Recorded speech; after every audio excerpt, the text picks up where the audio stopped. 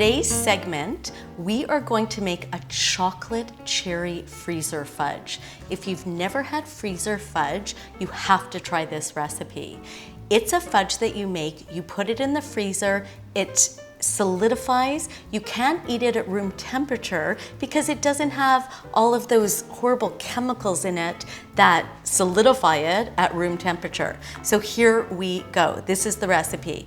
I made some homemade almond butter. All I did was I put some dry roasted almonds into my high power blender and really went at it. Within 1 minute, we've got almond butter. So here we go.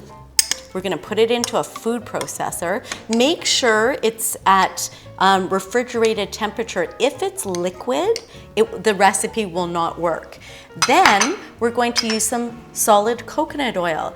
I don't use this that much because it is a saturated fat, and they say it raises your good cholesterol and your bad cholesterol. So the fat I normally use is olive oil, but in this recipe, the solid coconut oil works. Again, make sure that the coconut oil is solid, not liquid. Then I'm putting in some cocoa. So if you use the natural cocoa powder that's not Dutch, you're getting more of the antioxidants. So there goes some cocoa powder. And then we're gonna put in some real vanilla, just for a little bit of flavor.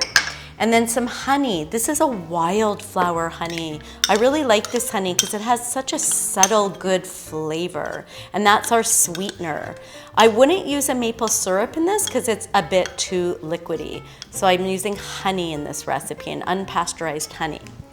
And last but not least, with chocolate, you need a little bit of salt just to balance it out and give it that oomph.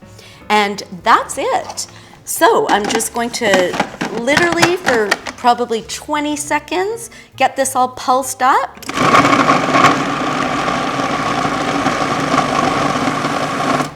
Be careful when you open the lid. Cocoa will fly. It's very dusty and it's perfect. So what I typically do is I literally do that for 10-20 seconds. It's all ready to go here. You can see it's a great consistency. So what I'm gonna do is I'm just going to pour it into a bowl. Look at that, it's so fudgy. Wow, that's perfect. And I tend to follow the 80-20 rule, which means I eat really well 80% of the time, and then I need a treat. At least once a day, I have something chocolate. My favorite is chocolate with cherries, chocolate with hazelnuts, getting a little Nutella action on there. So you can put whatever you want in it. If you are nut-free or have a nut-free household, you can also use a seed butter, like a sunflower seed butter or a sesame seed butter like tahini, or a pumpkin seed butter. Then what I'm gonna do is I'm just gonna add my dried cherries. Move this out of the way here. Just do a little bit of folding, mixing it together. You want about 1/4 cup of dried cherries. If you overdo the dried cherries, they become a little too dense. So 1/4 cup is perfect. And then I take my handy little cookie scooper and I take a silicone mold. And the reason why I use this is once they're done, they pop right out. And this is the perfect 3 o'clock snack. Oh, it's so good. And I also like these as a dessert. Really, really good. And my kids actually love these too. And really healthy, really nice snack. So there you go. If you buy one of these silicone molds, I would ask you to buy 2 of them because typically there's 4, 8, 12 in here. We usually get about 16, 18 when we make this. And then you just pop it in the freezer and you take it out maybe an hour or 2 later and you've got some solid freezer fudge. Please leave a comment below if you try these and let me know how they are. As I said, I think they're delicious.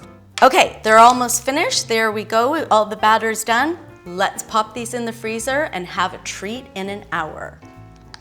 These are now ready. Oh, look at that consistency. They look like a little peanut butter cup or almond butter cup. And to be honest, they don't even look homemade. They look bought. They're so perfect.